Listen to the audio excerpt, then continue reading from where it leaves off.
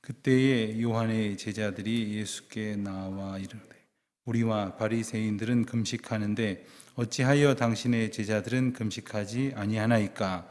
예수께서 그들에게 이르시되 혼인집 손님들이 신랑과 함께 있을 동안에 슬퍼할 수 있느냐? 그러나 신랑을 빼앗길 날이 이르리니 그때에는 금식할 것이니라. 생배 조각을 낡은 옷에 붙이는 자가 없나니 이는 기운 것이 그 옷을 당기어 헤어짐이 더하게 되며 새 포도주를 낡은 가죽 부대에 넣지 아니하나니 그렇게 하면 부대가 터져 포도주도 쏟아지고 부대도 버리게 됨이라. 새 포도주는 새 부대에 넣어야 둘이 다 보전되느니라. 아멘. 목사님들 사이에서 하는 이야기입니다. 새로운 교회에 이렇게 청빙되어 부임하게 되신 목사님들에게 목회를 오래 하신 선배 목회자님들께서 조언하시는 이야기 가운데에 빠지지 않는 것이 있습니다. 무슨 내용이냐면 그 교회 가면 여러 가지 눈에 보이는 좀 이렇게 바꾸면 좋겠다, 저렇게 새롭게 하면 좋겠다 하는 것들이 있을 터인데 가자마자 함부로 바꾸면 안 된다, 이런 조언이에요. 그러면서 한 목사님이 우스갯소리로 그런 말씀을 하시더라고요. 주보가 너무 촌스럽다고 주보를 바꾸려다가 그 주보에 써 있는 담임 목사 이름이 바뀌는 경우가 있다, 이러는 조크를 하기도 하십니다.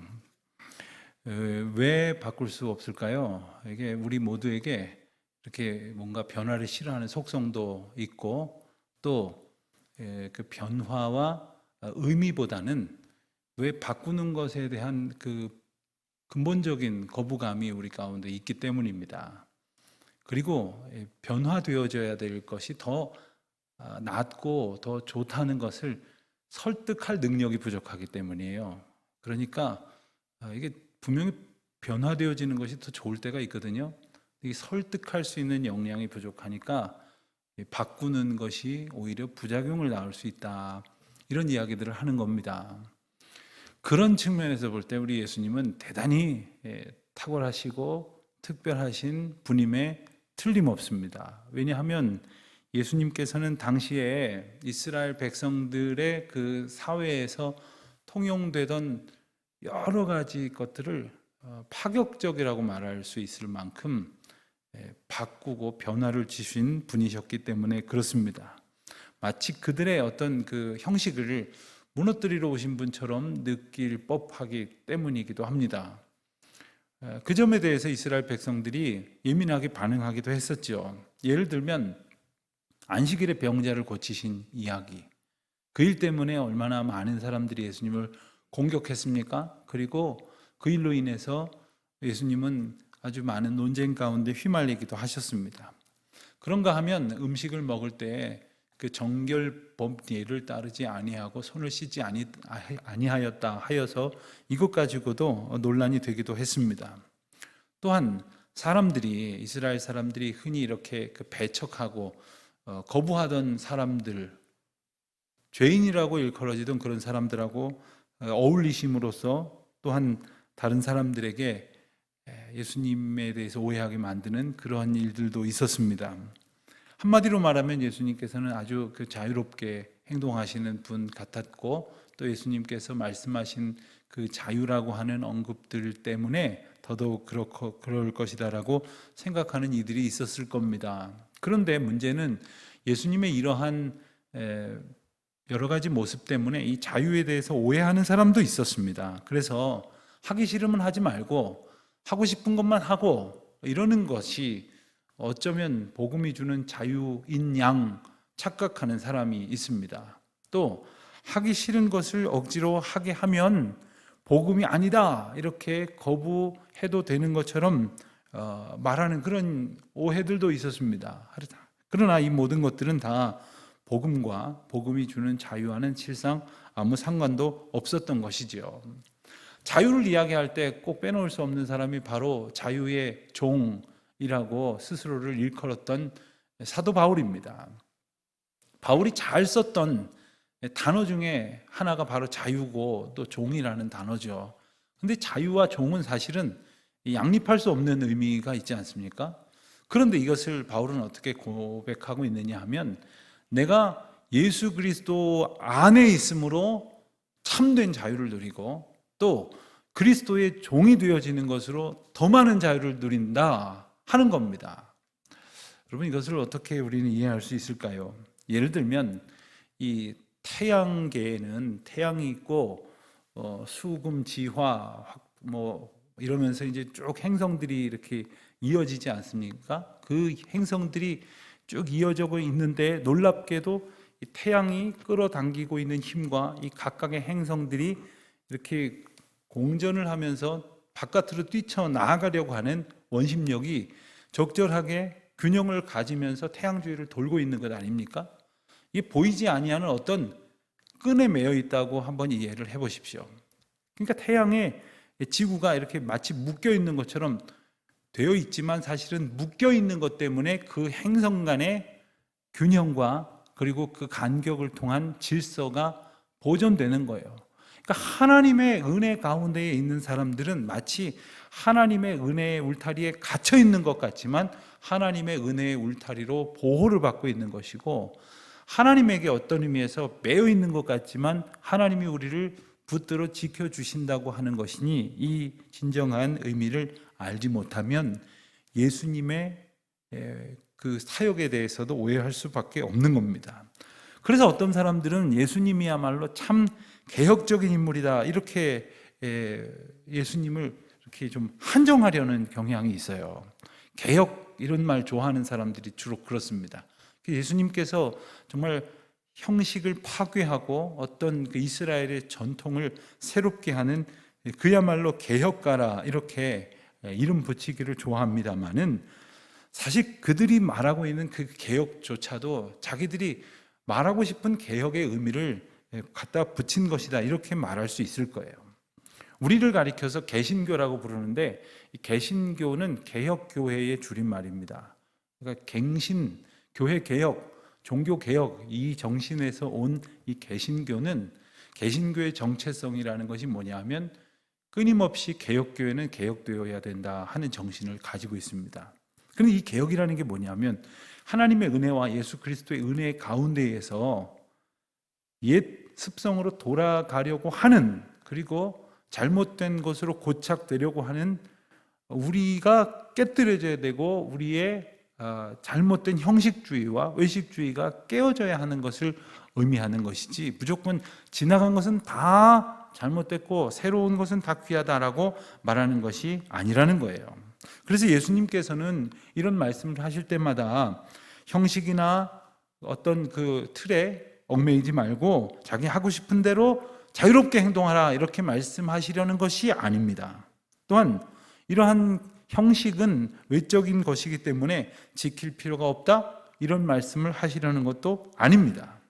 오늘 본문 말씀을 우리가 읽어보면 금식에 대해서 언급이 되니까 마치 금식이야말로 아주 오래된 이스라엘의 그 신앙 전통 가운데에 그들 가운데 있었던 매우 중요한 의식 중에 하나였거든요. 그러니까 이 금식을 가지고 어떤 논란을 벌이게 되어지는데, 금식 제도 자체를 파기한다거나 부정한다거나 하는 것이 개혁이 아닐진데, 마치 예수님께서는 그러한 분이신 양 예수님을 비방하는 내용으로부터 오늘 본문의 내용이 시작되고 있습니다. 14절을 보면은요, 14절 제가 읽겠습니다. 그때의 요한의 제자들이 예수께 나와 이르되 우리와 바리새인들은 금식하는데 어찌하여 당신의 제자들은 금식하지 아니하나이까, 이렇게 말하고 있어요. 요한의 제자들이 이렇게 말했다는 겁니다. 그런데 이 똑같은 내용을 기록하고 있는 마가복음 2장에서는 이런 비방을 한 사람이 누구인지가 정확하게 적시되어져 있지는 않습니다. 다만 어떤 사람이라 이렇게 표현이 되어져 있고, 또 누가복음 5장에도 이 내용이 기록이 되어 있는데, 누가복음 5장에서는 서기관 중에 한 사람이 그렇게 비방을 한 것처럼 기록이 되어져 있습니다. 그런데 마태복음에서만은 요한의 제자들이 이렇게 말했다라고 분명히 언급을 하고 있습니다. 자, 요한의 제자들이라 그러면 여러분 어떤 그 인상이 떠오르십니까? 요한은 세례 요한을 말하는 것이죠. 세례 요한이 예수님께 세례를 베풀고 나서 많은 사람들이 세례 요한을 그때까지는 쫓다가 예수님을 따라 이렇게 움직였습니다. 그러니까 이 세례 요한의 제자들은 불과 얼마 전까지만 해도 우리 스승님인 세례 요한 선생님을 따르는 사람들이 대부분이었는데, 예수님께 세례를 받은, 그러니까 예수님의 보다는 그 후발주자라고 할 수 있는, 세례 요한보다는 후발주자라고 할 수 있는 예수님에게 몰려가는 것을 보면서 어떤 사람은 시기하기도 하고 어떤 사람은 자기 스승인 세례 요한에게 항의하기도 하고 그랬잖아요. 그런데 예수님을 가리켜서 세례 요한은 뭐라고 말했습니까? 그분은 흥하여야 할 뿐이고 나는 쇠하여야 할 사람이다. 나는 그의 신들매를 감당하지도 못할 사람이다. 나는 물로 세례를 주지만 그분은 성령으로 세례를 주실 분이다. 이렇게 말했잖아요. 그럼에도 불구하고 아직도 요한의 제자로 있기를 자청하는 사람들이라면 어떤 사람들이겠어요? 요한의, 지난주에 우리가 요한의 세례라는 그 함축적인 의미에 대해서도 설교 말씀을 들었지만, 요한의 제자들은 아직 구약의 전통이나 율법, 구약의 가르침까지는 믿고 요한을 따르면서도 이제 오신 메시아이신 예수님을 영접하지 않은 사람들이에요. 그러니까 아직도 구약적인 형식주의에 사로잡혀 있는 사람이다, 이렇게 말할 수 있는 거죠. 그러니까 그들이 지금 예수님과 예수님의 제자들이 행태에 대해서 지적하고 있다고 하는 것은 자기들이 가지고 있는 어떤 기존의 사고와 형식주의, 이런 것들과 예수님께서 보여주신 그 모습이 하나로 일치되지 않다는 것을 우리로 하여금 알 수 있게 해주는 것입니다. 그러면서 예수님께서는 15절에 그 논란에 대해서 답을 이렇게 주셨어요. 15절 보니까 그들에게 이르시되 혼인집 손님들이 신랑과 함께 있을 동안에 슬퍼할 수 있느냐. 그러나 신랑을 빼앗길 날이 이르니 그때에는 금식할 것이니라. 사실 예수님의 이 말씀이 좀 생뚱맞게 이렇게 난데없이 들릴지도 모르겠어요. 갑자기 혼인집 이야기를 한단 말입니다. 혼인집의 이야기를 하면서 슬퍼할 이유가 없다. 어느 때요? 신랑이 함께 있을 동안에 슬퍼할 이유가 없다 하는 겁니다. 누가 슬퍼할 이유가 없다는 이야기를 하는 걸까요? 신부를 얘기하는 거죠. 지금 신랑은 등장을 했는데 신부가 등장하지 않았지 않습니까? 신부를 얘기하는 거예요. 그런데 성경에서는 예수님과 교회의 관계를 가리키면서 예수님을 신랑으로, 그리고 교회를, 그리고 성도들을 신부로 이렇게 묘사를 하지 않습니까? 즉 우리가, 교회가, 공동체가, 하나님의 백성들이 예수님과 함께 있으면, 신랑 되신 예수님과 함께 있으면 슬퍼할 이유가 없다는 거예요. 그런데 금식을 할 날이 있다는 거예요. 언제입니까? 신랑을 빼앗길 날이 이르면 그때는 금식할 것이니라. 이 짧은 한 절에서 금식이 가져다 주는 그 의미에 대해서 명확하게 말씀을 하고 계세요. 여러분 금식해 보셨습니까? 금식을 하실 때 어떠셨어요? 금식을 하면 할수록 막 기쁘고 신나고 막 즐겁고 막 춤을 추고 싶고 그러세요?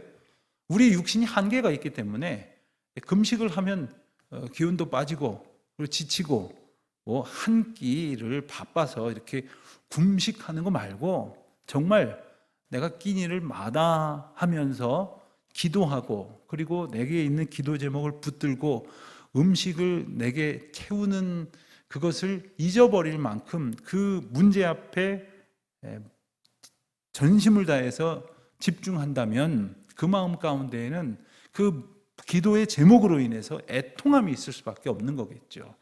금식할 수밖에 없는 상황으로 인한 아픔이 그를 붙들고 있을 것이 틀림없습니다. 그런데 혼인집에 신랑이 함께 있다면 그럴 필요가 없다는 거죠.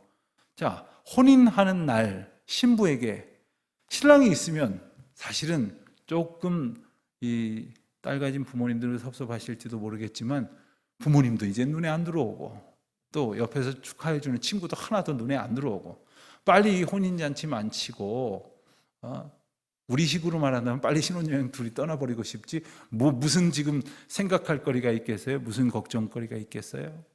자, 혼인집에 신랑이 함께 있으니 슬퍼할 이유가 하나도 없다는 거예요. 자, 그런 시간 속에서 이 금식 같은 어떤 기존의 형식적인 신앙의 모습이 그의 기쁨을 빼앗아갈 수 없다, 이 말씀을 하시는 거예요. 즉 성도된 우리가, 그리스도인 된 우리는 신랑이신 예수 그리스도와 함께 있다면 금식으로 빼앗겨 버릴 만큼의 슬픔이나 좌절이나 아픔에 매여 있을 일이 없다는 것이고, 그럴 때가 있다면 언제냐? 바로 신랑을 빼앗길 날이라는 말씀이에요. 신랑을 빼앗긴다. 이건 조금 이따가 말씀을 드리도록 하고, 신랑과 함께 있을 때 그 기쁨, 이것이 바로 예수 그리스도와 함께 있는 기쁨을 말씀하시려는 것입니다. 이스라엘 백성들에게 하나님은 어떤 형태로 같이 있다, 이렇게 생각을 하게 되어 왔느냐 하면, 그들이 가지고 있는 어떤 제사, 그리고 신앙적 전통, 형식, 규례, 이런 것들을 통해서 그들이 하나님과 함께 있다고 하는 생각을 갖게 되었어요. 그것을 다른 말로는 오늘 맨 마지막 절에 나오는 표현으로 대비될 수가 있는데, 맨 마지막 절 마지막 단어가 뭡니까? 보존되느니라. 보존되느니라. 여기서 말하는 이 보존된다는 말은 어떤 물건이 그 상태 그대로 유지된다 하는 뜻보다는 어떤 그 신앙의 생각이라든가 신앙의 자세가 이렇게 나빠지지 않고 없어지지 않고 왜곡되지 않고 지켜진다 하는 의미의 사용되는 단어입니다. 그러니까 그들이 하나님 앞에 복을 받고 하나님의 백성으로서 하나님의 보호하심 가운데에 보존될 수 있는 방법은 바로 그들이 가지고 있었던 신앙의 전통이고, 그리고 전통이 허락하고 있는 여러 가지 형식과 틀이다 라고 여겼던 거예요. 그러니까 그들은 금식이 무엇인지, 또 금식을 통해서 정말로 붙들어야 될 것이 무엇인지를 생각하기 전에 나를 정하고 금식하는 것, 그리고 나를 정하여 어떤 신앙의 형식을 행하는 것, 이런 것들이 더 중요하게 여겨졌던 것입니다. 그런데 예수님이 제자들과 함께 지금 금식을 안 하는 거예요. 그러니까 참을 수가 없는 거죠. 왜? 정한 날 금식해야지 우리들의 신앙이 보존될 텐데 왜 너희의 스승이신 예수라고 하는 분은 안 하냐? 그 제자들을 가리켜서 왜 당신들은 금식하지 않느냐? 이렇게 항의하고 있었던 겁니다. 사실 예수님께서 이러한 항의에 대해서 그냥 적당하게 든 채 만채 하시고 무시하고 예수님의 갈 길을 가셔도 무방하겠지만, 이스라엘 백성들에게 있어서 제일 중요한 문제는 이 잘못된 형식주의적 신앙을 깨뜨리는 것이었어요. 그래서 예수님이 바리새인들이나 서기관들하고 쉬지 않고 마찰과 그 갈등을 빚으면서도 이 문제에 대해서 놓치지 않고, 그리고 포기하지 않고 분명히 계속적으로 말씀을 하셨던 것입니다. 이것을 보다 분명하게 설명을 해주시려고 구체적인 예를 16절과 17절에서 두 가지 아주 이스라엘 백성들에게 일상적인 이야기를 통해서 예를 들어서 말씀을 하고 계세요. 16절입니다. 생배 조각을 낡은 옷에 붙이는 자가 없나니 이는 기운 것이 그 옷을 당기어 헤어짐이 더하게 됨이요 했습니다. 자, 우리가 입고 있는 이 옷 저마다의 그 특성에 따른 그러한 성질을 각각 가지고 있는 그러한 옷감으로 되어 있지 않습니까? 그런데 이스라엘 백성들 당시의 옷감은 그 종류가 많지 않았어요. 오늘날처럼 이렇게 화학 섬유는 물론 없었고요. 그들이 가지고 있었던 것은 대체로 천연 섬유였죠. 그 가운데에서도 오늘 본문에 등장하는 생배로 된 그 천, 그리고 뭐 명주라든가 면이라든가 이런 것들은 참 구하기가 상대적으로 훨씬 더 어려웠던 그런 귀한 천이었겠죠.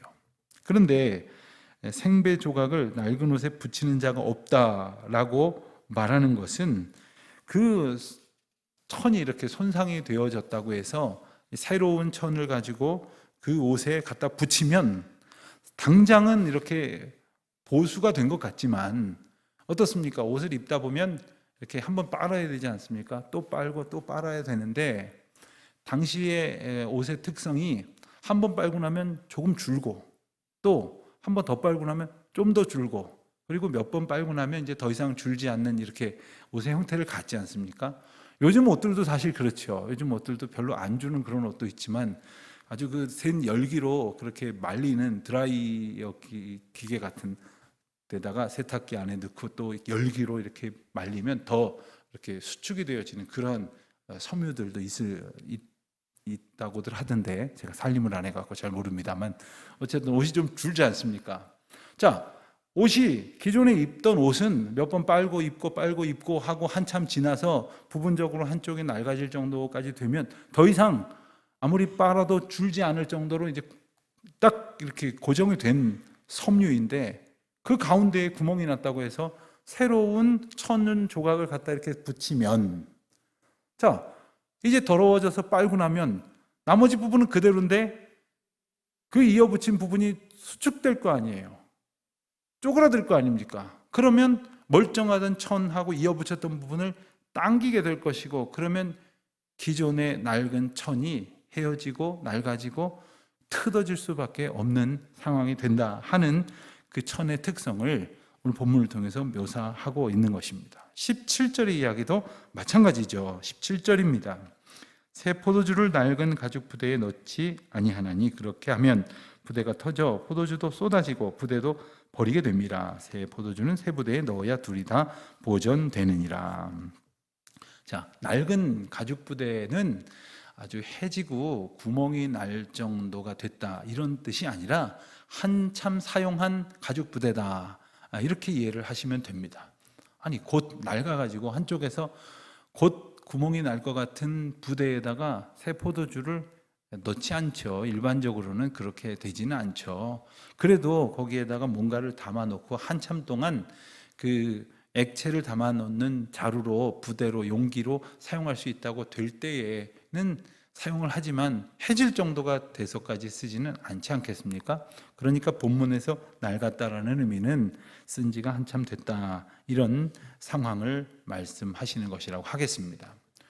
당시는 이렇게 목축 시대였죠. 목축 시대다 보니까 동물을 기르다가 그 동물에 주로 이제 큰 동물을 가지고 그렇게 쓸 일이 잘 없으니까 작은 양의 어떤 그 위장이나 혹은 염통이나 혹은 소장, 대장 같은 것들을 이렇게 끌어내 가지고 한쪽 끝을 묶고 다른 한쪽을 입구 삼아서 이런 액체를 담거나 어떤 그 물 같은 거를 담아 가지고 잠깐 혹은 한참 동안 보존하는데 사용을 했었습니다. 그런데 이 가죽이라는 게 처음에는 신축성이 있잖아요.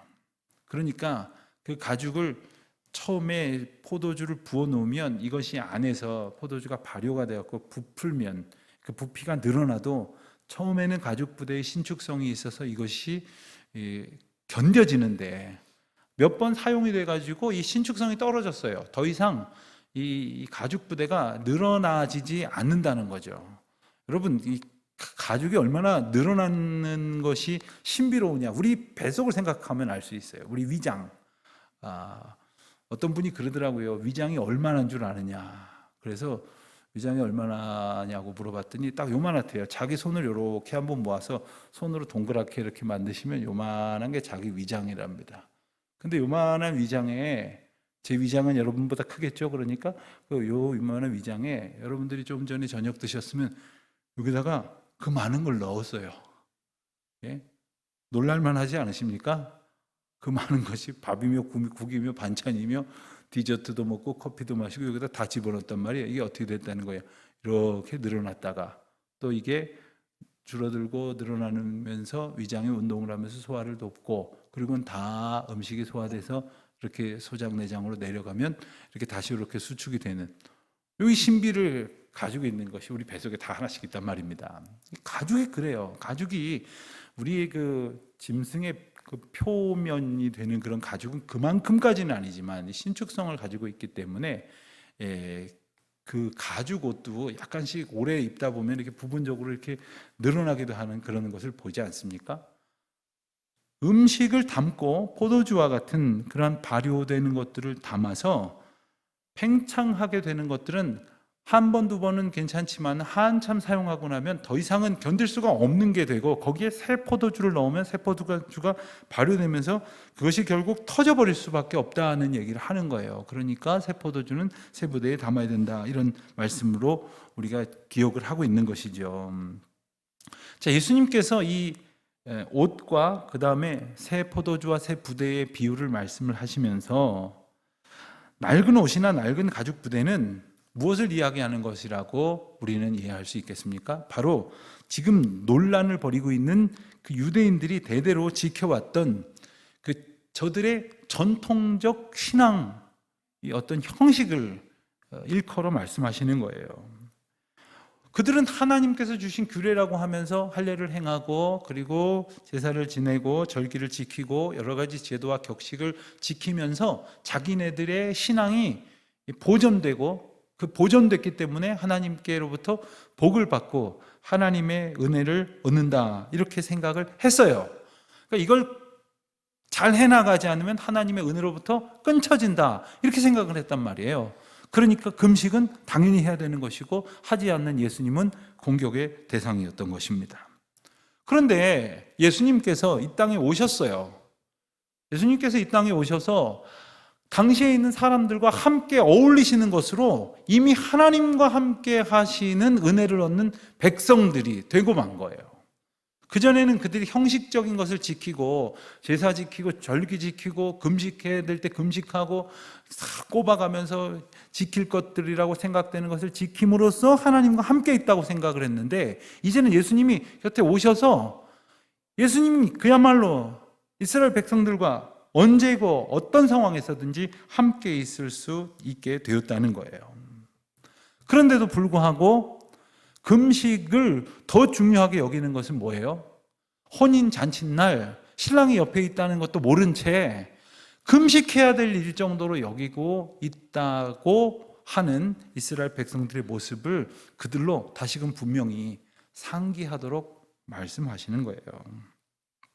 그래서 어떤 제도 혹은 신앙 전통, 격식, 형식, 이런 것을 잘 따르고 지킨다고 스스로를 생각하면서 나는 잘 믿지, 나는 하나님의 신실한 아들이지, 나는 누구보다도 신앙심이 좋은 하나님의 백성이지 라고 생각하는 것이 이미 낡아진 상태에 있는 우리에게 새 포도주를 담는 것과 같다는 말씀을 하시는 거예요.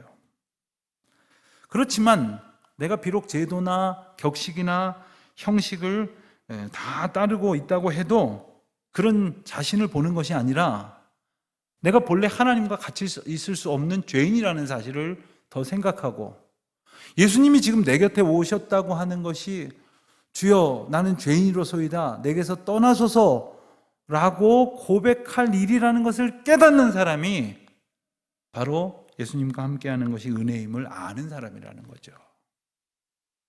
여러분, 예수님과 함께 하게 되었을 때 어떤 사람들이 기뻐했습니까? 예수님이 지금 눈앞에서 정말 귀한 하나님의 말씀을 증거하는데도 불구하고 바리새인들이나 서기관들은 어땠어요? 트집 잡을 거리를 찾고 있었어요. 그런데 세리들이나 창기들 혹은 죄인들은 그 예수님이 자신들과 함께 하고 있다는 사실 자체를 믿을 수가 없이 놀라워하고 기뻐했죠. 그리고 그것으로 인하여 감격했지요. 자, 그렇다면 오늘을 살아가고 있는 우리는 어떨까 하는 생각을 해보아야 합니다. 저는 주일이 참 기쁘고 감사한 날이어야 하는데 그렇지 못한 분들도 있다고 생각이 들어요. 예를 들어서 봉사를 하시게 됐는데 그 봉사에 너무 집중하다 보니까 예수님 찬양하고 하나님께 예배드리는 주일의 기쁨을 못 느끼는 분들이 있다면, 사실 제가 드리고 싶은 말씀은 그 봉사 잠깐 내려놓고 그 예배드리는 일로 더 큰 기쁨을 회복하시라고 이렇게 말해드리고 싶어요. 근데 그랬다가는 다 봉사를 안 하실까 봐. 그러면 갑자기 우리 자녀들은 누가 가르치고 또 그럴까 봐 또 어떻게 말씀드려야 될지 모르겠는데, 정말 중요한 것은 교회 와서 어떤 일을 감당하는 것보다 예배드리는 그 기쁨을 놓치지 않는 거거든요. 자, 그런 의미에서 여러분들이 이 앞에 있는 목회자를 위해서 기도할 때도 다른 것이 아니라 바로 그것을 위해서 기도하셔야 돼요.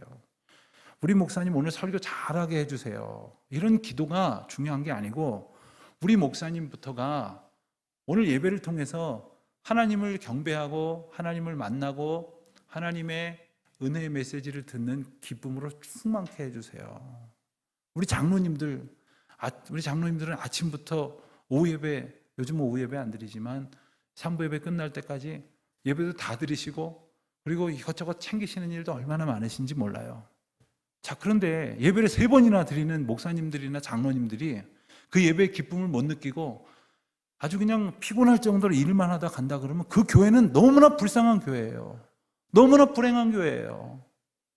예배를 한 번만 드려도 예배 드린 감격으로 충만해가지고 성전을 떠나가면서 찬송이 막 흥얼거리는 그러한 고백이 되어야 할 것인데, 그렇지 못하게 되지 않도록 하나님의 은혜를 구하고 바라는 그런 기도가 있어야 되지 않겠습니까? 여러분, 금식은 언제 하는 겁니까? 그러면 금식은 언제 하는 거예요? 내가 어떤 일을 바라는 일이 있는데 이 하나님이 외면간이 기도했을 때 안 들어주시니까 금식하는 겁니까? 목숨 걸고 하나님하고 한판 붙어보는 거예요? 자꾸 이러시면 저 계속 안 먹습니다. 그러면서 시위하는 거예요? 그게 금식입니까? 보통 절박한 기도를 표명하려고 하는 어떤 양태로 금식이 사용되는 경우가 있어요. 저 어렸을 때 저도 그 철이 없어서 부모님 앞에서 막 투정을 부리다가 밥 안 먹어! 이런 적이 있었던 기억이 나요. 근데 저희 아버님은 눈 하나 깜빡 안 하시고 목소리도 하나 높이지 않으시고 그래, 배가 부른 모양이구나. 그래서 그냥 두시더라고요. 내 배만 고픈 거예요. 그래도 승질이 있고 자존심이 있어갖고 당장 가서 밥상 옆에 가서 앉지는 않지만 그냥 두시면 나만 배고프시오 뭐. 여러분, 왜 금식하는 거예요? 오늘 말씀에 분명히 이유가 나와 있어요. 15절에 아까 읽은 대로 그러나 신랑을 빼앗길 날이 이르리니 그때는 금식할 것이니라. 무슨 말씀입니까? 여러분, 우리가 신랑 즉 예수 그리스도를 빼앗겼다는 표현을 잘 안 쓰죠. 우리 예수님이 우리에게서 빼앗길 만한 그렇게 연약하고 아무런 힘없는 분은 아니시기 때문에 이런 표현은 잘 안 쓸 거예요. 그러나 이 말의 의미는 이런 겁니다. 내가 신부이고 신랑이신 예수님이 나와 함께 하셔서 내가 언제나 예수님과 동행하는 삶을 살아가고 있는데, 뭐에 정신이 팔려가지고 어느 날 보니까 내가 며칠 동안 성경 말씀을 안 읽었는데도 안 읽었다는 생각도 안 하고, 기도도 안 했는데도 기도 안 했다는 생각도 안 하고, 그리고 교회를 안 갔는데도 교회 안 갔다는 생각도 안 하고, 뭐에 막 정신이 팔려 있는 거예요. 이런 걸 가리키면서 말씀하시는 거예요. 그랬을 때에 내가 다른 것을 붙잡느라고 내 안에 소중한 예수 그리스도께서 내 안에 역사하시지 못하게 되었음에도 불구하고, 내가 성령님을 스스로 회방해서 내 안에서 성령의 놀라운 역사가 일어나지 않고 있음에도 불구하고 내가 아무렇지도 않게 살아가고 있다면 예수님을 뺏긴 게 바로 이런 거죠. 바로 그때에 우리가 마음을 찢고 하나님 앞에 돌이켜서 내 삶이 무슨 의미가 있겠습니까? 이런 상태에서 내가 먹고 마시며 나의 몸을 보존하는 것이 무슨 즐거움이 있겠습니까? 그러면서 기도하는 것이 바로 금식이어야 한다는 거예요. 금식은 그런 마음으로 그럴 때 하는 것이라고 말씀하시는 거예요. 오늘 금식하는 기도하는 날이니까 금식하자. 언젠간 그 성금요일이 되어가지고 성금요일 날 그 대학원을 다닐 때였는데 학교에서 오늘이 성금요일이라고 아침부터 이렇게 예배도 드리고, 그리고 채플 끝난 다음에 각자 그 소모임별로 기도 모임도 하고 그랬어요. 그날은 금식을 하는 날이지 않습니까? 그래서 신학교 식당을 열지를 않아요. 그런 날은 신학교 구내식당이 그날은 다 닫습니다. 하루 쉬는 날이에요. 그런데 기왕 금식하게 되었으니 그리스도의 고난을 묵상하면서 한쪽 조용한 데서 좀 이렇게 기도도 하고 그러면 참 좋겠는데, 만일 그렇지 않고 2시간 남았네, 1시간 남았네, 조금 있으면 이제 뭐 먹어도 되겠네 하면서 내가 금식을 했다라고 아무리 생각하면 그게 뭐 하냐는 것이냐는 거예요. 정말 금식은 내 안에 그리스도께서 역사하고 내 안에 삶의 주인 되어서 내가 사랑하지 못하고 있는 나 자신을 놓고 안타까운 마음으로 기도하면서, 내가 이 세상에 혹은 나의 욕망에, 나의 물질에, 어떤 사람들이 막 번잡스럽게 쫓아가고 있는 어떤 그 현실 속에 불나방처럼 뛰어들다가 예수 그리스도를 빼앗겼을 때에 안타깝고 속상한 마음으로 하나님 앞에 무릎 꿇고 기도하는 것이 바로 그것이 금식이어야 한다는 것을 오늘 분명히 우리에게 일러 주시는 것입니다. 우리가 살면서 예수님을 빼앗긴 적이 있는지 한번 생각해 보십시오. 그리고 빼앗겨서 정말 슬퍼하면서 하나님 앞에 통하는 심정으로 금식하며 기도했는지, 빼앗긴 줄도 모르고 그냥 멋대로 살아가다가 그러고 보니까 성경 안 읽은 지 한참 됐네. 또 반대로 나는 성경 읽는 걸 빼놓지 않는다고, 나는 기도하는 걸 빼놓지 않는다고, 나는 이 코로나로 아무리 사람들이 걱정하는 동안에도 수요일 저녁에 꼭 교회 간다고, 이 형식을 자랑하느라고 내 안에 중심이신 예수 그리스도께서 온전히 자리하시는지 그렇지 않으신지도 관심 없는 채, 형식은 난 밀리지 않는다고 이렇게 여기면서 마치 수요예배 안 나오는 다른 지체들을 향해서 그 수요예배 좀 나오라고 말해, 이렇게 말하면 오늘 본문에 나오는 요한의 제자와 무엇이 다르겠냐는 거죠. 사랑하는 영화교회 성도 여러분, 그리고 인터넷을 통해서 이 시간 함께 예배드리는 모든 분들, 우리가 정말 주님이 기뻐하시는 그러한 믿음으로 살아가고 있는지, 날마다 주님은 새로운 은혜로 저희에게 오시거든요.